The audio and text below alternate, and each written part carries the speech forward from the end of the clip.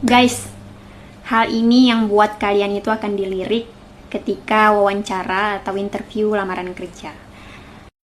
Hai semua, Assalamualaikum warahmatullahi wabarakatuh. Hari ini mau berbagi tips and trick bagi adik-adik yang baru saja selesai pendidikan, baru wisuda, baru sidang, dan berniat mencari pekerjaan yang baru.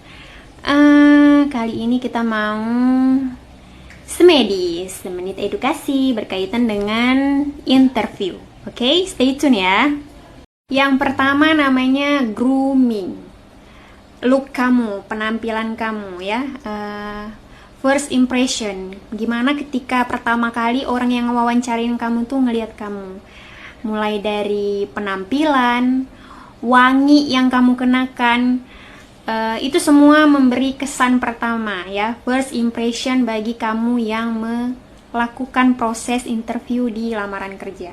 Grooming itu nggak dilihat hanya dari make up yang kamu kenakan, tapi juga dari pakaian yang kamu pakai ya, kerapian kamu, kebersihan kamu. Sesimpel kuku itu akan diperhatikan sama orang yang lagi ngewawancarain kamu. Oke, sekarang kita bahas gimana agar grooming kita bisa bagus gitu ya. Tentu saja make up dan pakaian yang kamu kenakan ketika proses interview itu harus sesuai dengan tempat di mana ketika kamu melamar pekerjaan.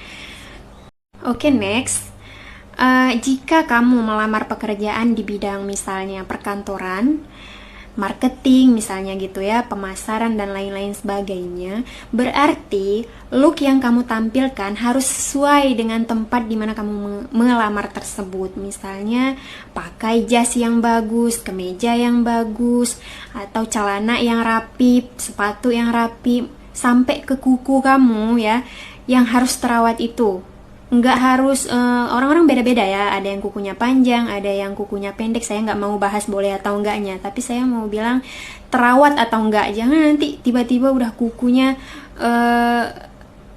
menjadi pusat perhatian gitu. Jadi pastikan apa yang kamu kenakan itu rapi dan bersih gitu.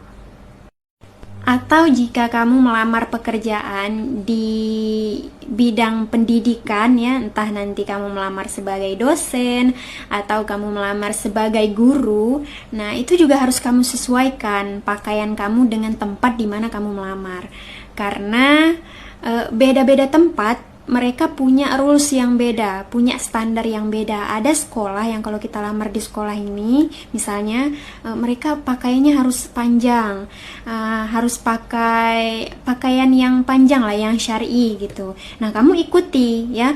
Ada juga sekolah yang ada beberapa sekolah yang dia punya standar bahwa guru itu nggak boleh make up yang mencolok misalnya gitu. Nah, kamu harus ikuti standar di mana tempat kamu melamar itu gitu. Oke, kemudian apalagi yang harus kamu perhatikan ketika proses wawancara gitu ya.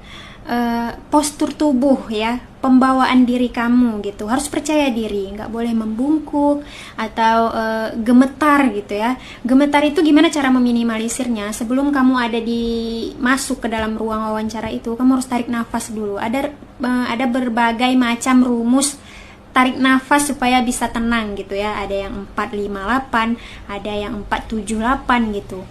Tapi kalau saya biasanya ngelakuinnya itu 8 kali 8 kali 8. 8 tarik, 8 tahan, 8 hembuskan gitu. Itu secara tidak langsung itu akan membuat kita tenang, karena kalau kita nafasnya cepat, jantung kita juga berdetak dengan cepat dan otak kita tuh ngirim simbol kalau kita ini lagi dalam keadaan stres. Nah, itu kita jadinya nafasnya cepat dan gemetar. Oke, jadi kesimpulannya adalah ketika kamu mengikuti proses wawancara atau interview lamaran kerja, apa yang harus kamu lakukan? Yang pertama adalah grooming ya. Kamu harus memperhatikan look kamu, penampilan kamu. Karena first impression, pandangan pertama orang ketika ngelihat kamu tuh akan berpengaruh. Oh, dia profesional gitu ketika proses wawancara itu. Yang kedua, postur tubuh kamu, pembawaan diri kamu, harus percaya diri. Latihan dulu di belakang gitu ya. Dan jangan lupa senyum ketika proses wawancara itu, karena itu juga akan mengurangi ketegangan saat berada di ruangan wawancara itu. Plus yang paling penting wewangian yang kamu kenakan ya, itu harus membuat orang nyaman. Jangan pakai wewangian yang mencolok yang mengganggu konsentrasi orang ketika proses interview dengan kamu gitu. Itu aja, good luck, semoga kamu beruntung, oke?